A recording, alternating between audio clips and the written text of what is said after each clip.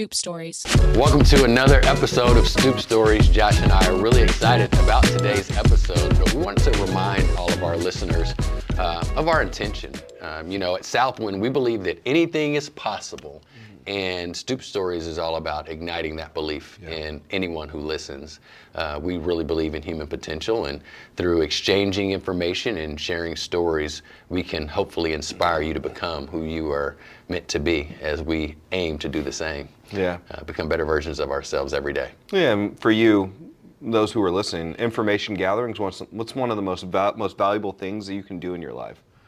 It's going to help you gather the necessary information to make the decisions that are going to come up every single day in your life. And the more information you have, the better decisions you make. So you may not even agree with everything we say or believe what we're saying, and that's totally okay. The fact that you're listening is enough for us and giving us the opportunity to share with you our perspective and the experiences that we've had in this life. Yeah, we ask that hopefully you do believe this, that you could do it and you should do it. Yeah, without a doubt. In all of our experiences, we were on the stoop at some point, and maybe some of us are still there. So the aim is to get off the stoop, use it as a step, and elevate. Yeah, and wherever you are right now, that's totally fine. And the goal isn't to, be sad about where we are or be mad about where we are or even be happy about where we are, because it's just where we are and the opportunity is moving forward. And it's the next steps that you take that are the most important. And so our hope is that maybe through these next few minutes where we spend them together, that we help you take the steps forward that help you get what you want out of life. Yeah, so today we're going to read a quote that inspired us, and we're going to have a discussion about what it means. Yeah, so I'll read this out loud. And I believe it was Simon Sinek who wrote this quote. It's a great author that I know, LaDrew and I both admire. But he said, the degree to which a person can grow is directly proportional to the amount of truth they can accept about themselves without running away. I'll read it one more time. Okay. The degree to which a person can grow is directly proportional to the amount of truth they can accept about themselves without running away. I love that. Yeah. What do you love about it, man? Well, I love it now. I didn't always love it. When I hear that quote, I think about our ego. And the ego has one objective, and that is to ensure that you feel really fucking good, even if that means lying to yourself. Yeah, well, the ego's real objective is survival, and it goes by way of making you feel good, right? And when you think about getting feedback, which is kind of what this quote really kind of embodies for me, is how do we accept feedback that's coming at us? And our ability to accept it is directly proportional to our ability to grow as a human being. We talk about where we are right now, right? We are where we are, and that's not a good, bad, or anything, really. It's just where we are. And our ability to move forward is going to be based on our ability to receive this feedback or to gather information about ourselves. Because like it or not, we are actually in control. Although we like to pretend that other people are in control, it's actually the decisions that we make that determine if we're going to be successful or not. Yeah, fully aligned. The first thing that I think about when I hear that quote, I try to bring the concept into a space that we can all understand it. I like to say, if receiving feedback is a sport, how good are you at it? And the lines are fair. It doesn't matter how tall you are, how fast you can run, how high you can jump. If receiving feedback is a sport, how good are you at it?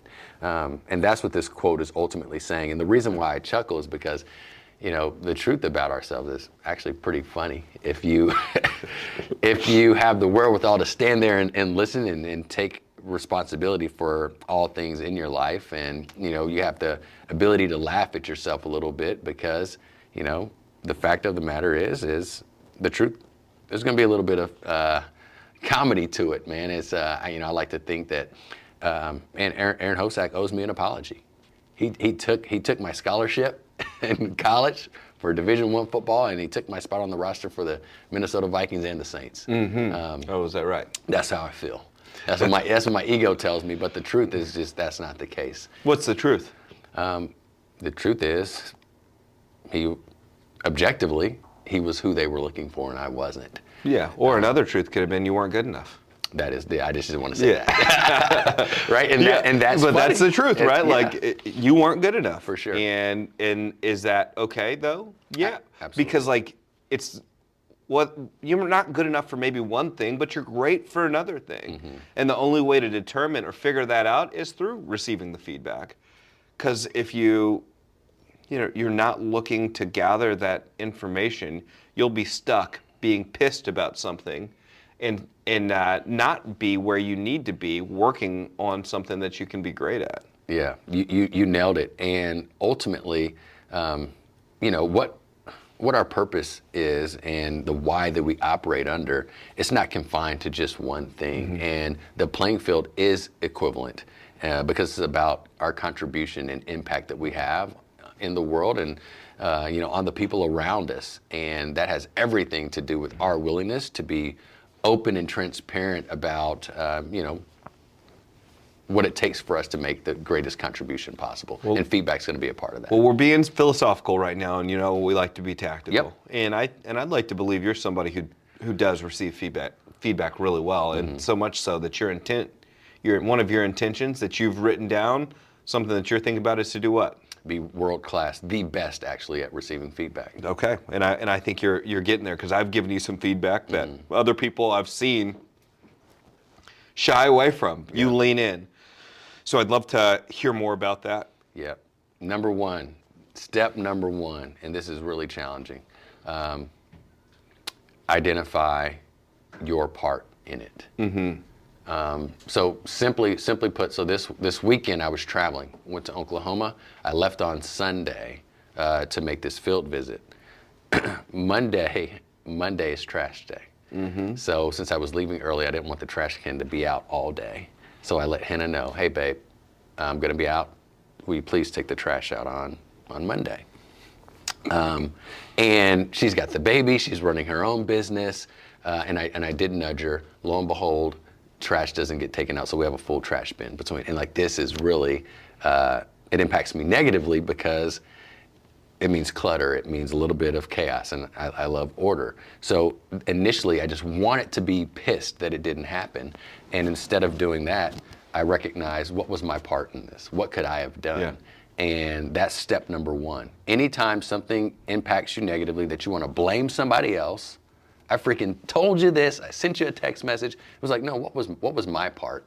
And it's really helpful because the truth of the matter is, it was 100% on me. Mm-hmm. And that's an example personally about how I am receptive and open-minded to feedback when I'm either given feedback from someone or from a situation that didn't go how I had planned. Yeah, so somebody's giving you feedback and your first step is to think okay, this is feedback coming to me for a reason. Mm-hmm. I had something to do with the reason it's coming to me. Mm-hmm. And I have a part of wherever it comes from, negative, positive, mm-hmm. I have a piece of that. A huge piece. I contributed to this happening. Mm-hmm. Yeah, that's the first thing I do. So self-realization that, look, I'm not perfect. Yeah. And it's likely that I did make a mistake. Yeah, I could have done something different that would have contributed to us reaching the goal. Yeah, what would be the second thing? Another thing I'd love for you to talk about, and I'm not sure if this is part of the steps here, is that, I've seen you receive tough feedback before, and you're able to not get emotional about it. Mm-hmm. And I think that's really important to think about because, truthfully, when somebody says something that affects your ego or says something to you that affects you emotionally, it's natural to have a response. Yeah. And sometimes that response looks a lot like anger. Sometimes it looks like sadness, mostly anger. Yeah. Mm-hmm. So how do you, is that part of your process? How do you 1,000%. How do you detach the emotional perspective that comes from receiving that feedback? How do you detach that and think about it logically? Yeah, and I would say this is step number two. So step number one, hey, what was my part in this? There was something that I could have done to contribute to the objective being met, which mm-hmm. step number two, the feedback is here, keep the objective top of mind. Mm-hmm. So I'm not going to get emotional because I want to get it right. I don't want to be right. Yep. Say that again. I'm not going to get emotional because I want to get it right. I don't want to be right. My ego wants to be right really, really bad, but I'd rather get it right more than anything. So when, my emotions, it still flares. So inside of me, there's this chemical reaction that's really upset. I won't say what it says, but I subdue it and I say, okay, well, the objective was to achieve this goal, and we missed. And that's objectively true. So the feedback that I'm getting, no matter how I feel about it, is information that I need to gather and process in order to ensure that we actually achieve the aim. Yeah, you had to make a decision at some point that you weren't going to get emotional, have an emotional response to that. So it sounds like you're using metacognition, or you're thinking about thinking to make sure that you don't respond emotionally. Yeah. Even though you had an emotional response to what I said.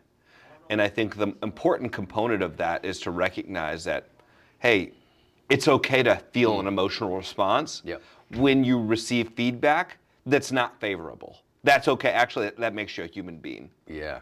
Wow. I appreciate you saying that. Well, you want me to be honest, or you want me to lie to you? I always want honesty. Okay. So the truth about when I learned how to do this, I went through a divorce, and the objective was to get shared 50-50 custody. And for a large part of it, I was emotional because I didn't have that. And I felt that I should. And guess how things worked when I was emotional about it? It didn't work favorably for you. No. And anybody that's on the Stoop, I put myself there when I was on it, right? And you have to come to grips with that. And you can choose your way off of it by starting with the way you think.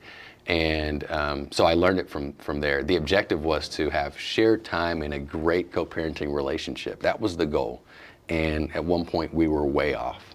And through these steps, step number one, recognizing my part in it and the impact that it has on the situation we're in, keeping the objective top of mind. The objective is actually what guides your actions to corrective action. Yes. If you want to get it right. And the stakes were really high there, so I had no choice but to do the things that it took to achieve that objective.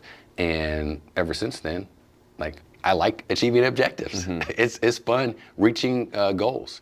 And so that's actually how I was able to become effective at receiving feedback and aligning myself with the objective, and being able to keep it top of mind so that I could not be, have an emotional response. I could actually have an accurate response as it relates to next step that equals us achieving our goals. I like to say there's two ways to communicate: to get an emotional release or to get results. And I like results. Yeah, well said. And my biggest takeaways from what you just said there is, I'd rather get it right than be right. Okay, and then the component of hey, look, I am having an emotional response to this, even though I'm calm, cool, and collected on the outside. Inside, I'm feeling it, and I have to keep my mind focused on what my objective actually is. Yep. So if you're listening right now, or you are listening right now because we're talking to you, so first off, kind of sidebar here is what's the objective for what you're trying to accomplish? Make sure that's super duper clear before you get started on anything, because to work without an objective means you're going nowhere. So understand what you want to get to it, and then be logical on your approach to it, because there's going to be all kinds of emotional stuff that's part of our humanness. We can't subtract that from ourselves. I get the same way. Tyler and I will have, we'll fight. We'll have, and most of the time we're fighting, it's because he said some shit that I didn't agree with, and it made me have an emotional response. And so I lash out emotionally then I snap back pretty quickly, but the reality was I don't think about it logically, and it debilitates my ability to, really understand the wisdom in whatever it is that I heard. Yeah.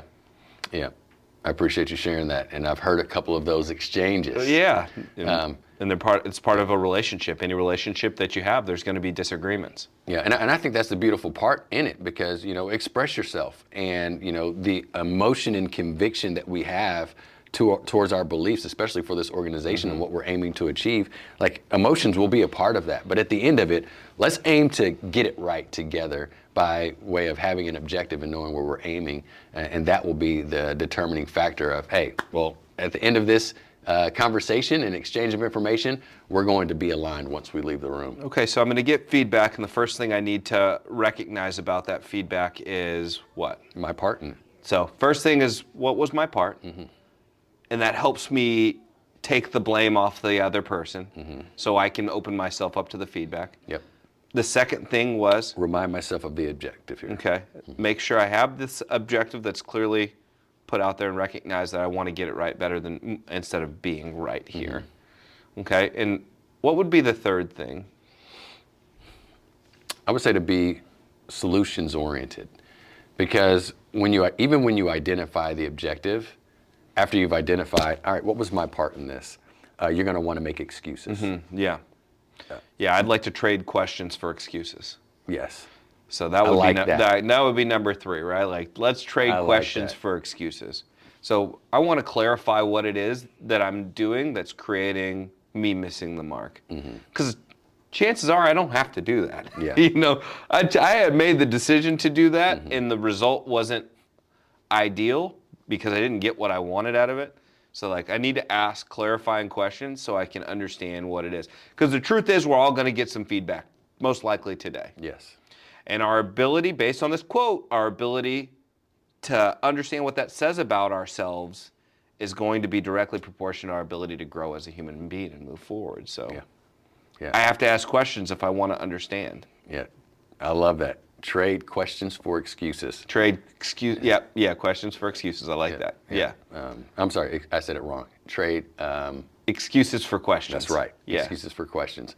Man, I love that. I love that. Great 3-step process. And asking questions is evidence that you're open-minded. Everyone misses targets. Yeah. Absolutely everyone.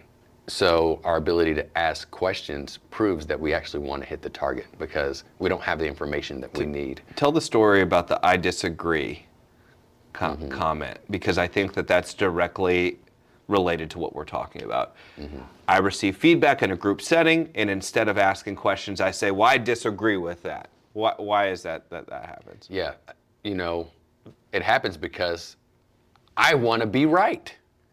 So I disagree with you. And I've seen that in exchanges, and it only escalates emotions. So I challenge our leaders, instead of disagreeing, to respond in a way that says, hey, I want to challenge the way we're thinking about this, if we want to challenge the thought process, or ask a clarifying question, right? Asking questions has everything to do with achieving objectives, because when we miss the objective, we didn't do the work of gathering appropriate information. Because we did the work, but the work didn't equal the result.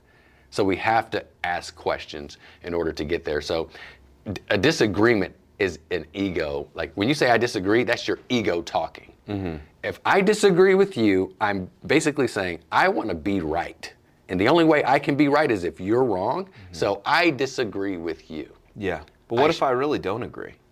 What should I do instead? Ask a question. Like what? Help me understand why we believe this is the approach that will get us there. Okay, great. Through your experience. That's an evolved response to a tough situation. Because here's what I know. If we're misaligned and I actually disagree with you, I know that you do want to win. So you're not going to intentionally do what equals losing. So you believe in that approach. Yes. So help me understand where your belief comes from. And if I don't understand, I'm going to say, well, I want to challenge the way we are looking at this. Yeah. And I'll use that approach versus saying, I disagree, it's a dumbass idea. Well, very tactical. And a lot of us work for somebody else. That if we're, and the chances are, if you have that exchange, I disagree, it's going to rub the person who is cutting your checks the wrong way. and probably keep you from getting what you want out of life. You'll be labeled, you can be labeled something you don't want to be labeled, like a malcontent or disgruntled, disengaged. You know, like a lot of things in life come by way of how we respond to them. Yeah. And exchanges, feedback, conversations, our response to them will generate someone's opinion of us. And the response in the response of I disagree generates a different opinion than, oh, help me understand that more. You know, that one of them comes from an approach of trying to gather more information, and it seems like an intelligent approach. Yes, and we have to understand that as leaders, if you're listening to this podcast, it's highly probable that you're a leader and have influence. And those who aren't listening to the podcast, they need your leadership. So we have to understand that as a leader, we have a fiduciary responsibility to help people become open-minded by teaching them how to do it. And one of the ways to teach people is for you to model it. Yeah. And modeling open-mindedness would lead with asking questions instead of saying, I disagree. You know, if you say this to someone who's not open-minded, who hasn't had the instruction or the teaching and practice on how to become open-minded, they're going to flare up, and that conversation is going to be detrimental to the result being achieved. Absolutely. To the environment as well. Yeah. It creates, you know, unrest. Yeah. Makes it hard to learn. So that's it. 3 tactical steps for you to take away in your life today. 3 things that you can do every day as you receive feedback. Reminding yourself that, look, I had a part in this. Is this helping me get to my objective? Do I want to get it right or be right? And then the third, what was that? What was the third one again? It was trade excuses and insert questions. Yeah, and then I'm going to trade my excuses for questions. Yeah. Yeah, really, really good. And I think at this point, you know, you talk about the amount of truth someone can accept about themselves. Every now, I have in my mind, I don't know if you are aware of this, but I'll always ask you, hey, what is something that I'm doing that you see me doing consistently that's not going to help me achieve my goals? Because you know what my goals are. Yeah. I not only ask you that if I feel like I've accomplished the opportunity, if I've captured the opportunity that you've told me last time, and I think I'm ready to ask again. I don't know if I want to do it here on the Stoop stories. I'm open to it because I'm open to receiving lots of truth about myself. Yeah. But I'm ready to ask that question, so be thinking because I'm coming back. Well, and you know, I'm happy to help and help you understand, you know, from my perspective. But you know, I think the biggest opportunity is that you're willing to ask. That's not even. That's the biggest. It's not an opportunity, but it's an asset. The biggest asset you have is your courage to ask, how can I get better here? Because your ability to receive that feedback is going to help you get better. It's going to help you move in the right direction. Yeah. So that's great, man. So great perspective to have, and I wish more people thought like that. Right? Like most people are very protective of their self-perception, and it's to their own detriment. They stay guarded because they don't want to know the truth, because they're scared that the truth might affect them negatively. But inside that truth is all the growth that they're looking for, and it's like inside the truth is what they want to accomplish. It's their dreams. It's the hopes that they have. It's their intentions. And we have to be seekers of that truth in order for us to actually get it right. Yes. So want to leave you guys with this, you know, seek the truth, ask questions from people that you trust, you know, so that they can cover your blind spots and help us get off the stoop. Appreciate you guys tuning in today. Stoop Stories.